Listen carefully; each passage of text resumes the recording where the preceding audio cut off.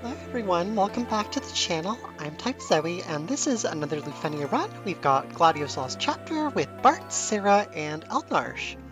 So this run was pretty interesting, honestly. There was like a lot of cool techs I managed to pull off, and just in general doing this fight without a delayer is pretty fun. You have to race the orb a little bit in the first part especially, so you're going to see we open immediately with the Kurasame call to get our HP damage debuff up, as well as giving us the enchant for the Cloud Call that Eald'narche is about to use to take the orb. I'm going to go for a quick phase shift here, just to kind of sneak in one more turn before the orb is about to expire.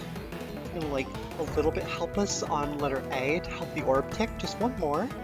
So those kind of micro optimizations are what we're looking for. You can already see we're doing really good damage on his Stellar Burst. That's split damage, but it did over 100 on each target. You'll love to see it. We're going to start breaking them out of order, so Eld can start doing his thing. We're going to get one of them on the Terror Lock. Did not get a chance to apply Warp yet, so we are going to do that right here.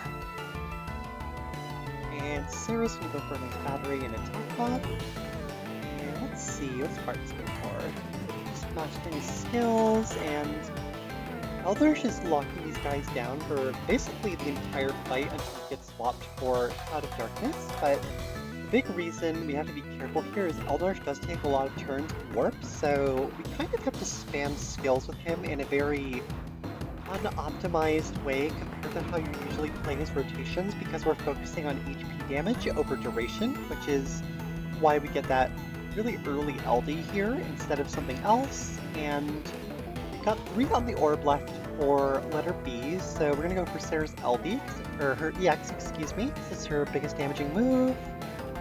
And here, I believe we go for the Kurasame call to be safe, or...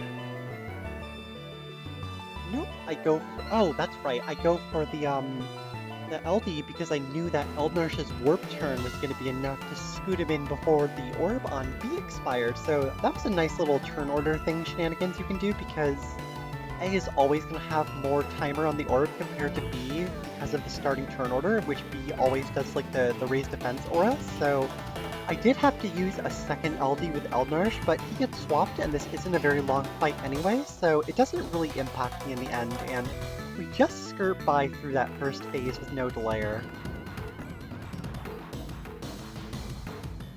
Yeah, I really like this team in general. Serah and Eald'narche are such a potent combo with her Embrave regen combined with the Brothers boost and his self regens. He just does so much damage on all his HP pluses. He's doing at least 100k, but usually capping for almost the whole fight, honestly. And then Bartz is here for the gravity to help us out. Eald'narche does have some defense down, but it's nice to have, and he's some additional auras to help Serah, and I didn't really need a ton of DPS specifically, so Bartz just ended up being a really nice third slot for this party, and he also helps with the Cloud of Darkness, just keeps them boosted and doing as much as they can.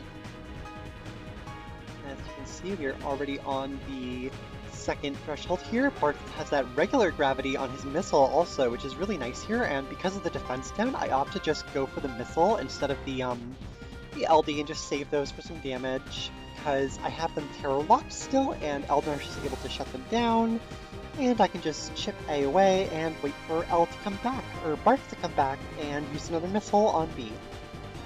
So that's what we're going to do, just reapply our warp. Got our AA running, so that's going to be a nice 4 turns again. And I'm going to use another missile, and B is shaped as well, so we're finally back into our batteries. You can see it go off right there, all the green numbers. You'll know if your batteries are being blocked when the green numbers aren't showing on characters that they should be. My original run for this was actually a burst run where I used Bartz's burst to speed through the first section and not have to worry as much about playing aggressively and beating the orb, so that was like a good smooth test run, but I knew I could push this further and just kind of get past it without the burst. I was talking to Clay of Dystopia about this a little bit and kind of my philosophy on not using burst phases as much, so go check out Clay if you haven't. He does some awesome low turn count clears, and he does some coaching in his Discord and stuff like that. Just a very great guy for the community, but anyway, I like not using my burst phases if I don't absolutely have to, because it kind of proves team concept better in my opinion. If you don't rely on a burst phase, it makes it more accessible to people that might not have Eald'narche or Bartz BT. It shows that the strengths of the characters don't need to be inflated by an effect or the added free damage, so it's just really good in my opinion for showing off what some characters and proper team building can do.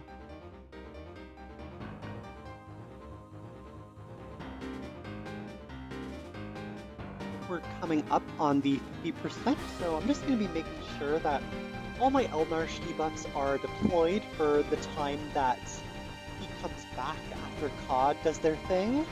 So that's what I'm going to be looking for in this last 10% before the second orb phase starts, because this team would definitely not be able to race the 50% orb by themselves. You saw how close it was with the 20%, even with a delay call, and I only have one other delay, not a delay call exactly, but delay in my kit.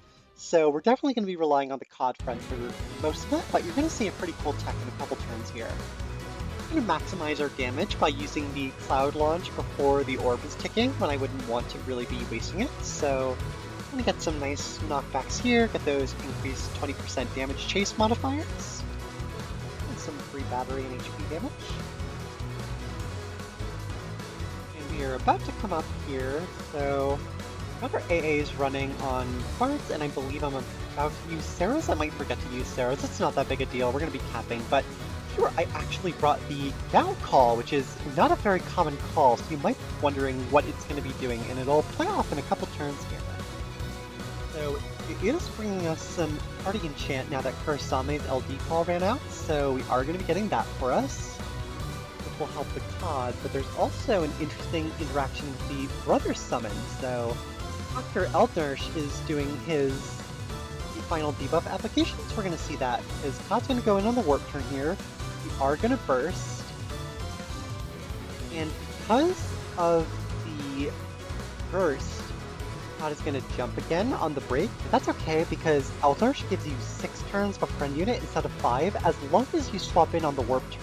So that is something nice, and because of the tech I'm about to show off here, I'm actually able to use a COD LD instead of a Brother's Delay, instead of the zero form, because now that we have Gao's Earth Imperil, our Brother's Summon actually ticks up the orb, which is a very nifty trick, honestly. So I didn't 100% utilize it to the fullest because I did bring the COD friend here because I wanted to be safe for the no BT clear, but if you don't have a COD friend for some reason on your friend list, or you're just looking for some interesting mechanics to kind of spice up your runs, this is a really interesting application for the fight of getting an elemental weakness damage summon, and it's just kind of fun to use calls that you don't normally use instead of spamming Kurasame and Gabroth and Ferris and Jack and, you know, the usual suspects and Kryl, those standard picks. It's just fun to see a little different every now and again. So even though it wasn't like super important to the fight, I was glad to show it off, and I felt pretty smart for thinking of it, honestly. I hadn't seen it run before.